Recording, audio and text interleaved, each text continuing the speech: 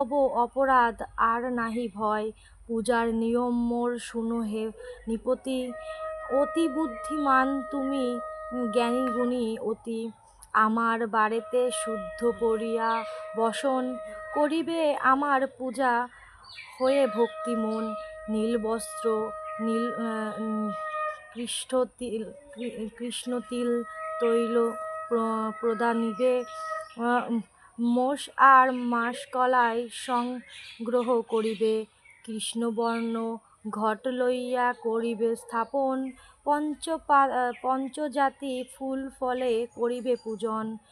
পূজার বিধান যাহা কহিলাম সার, ভক্তি প্রধান বস্ত কি করিব আর।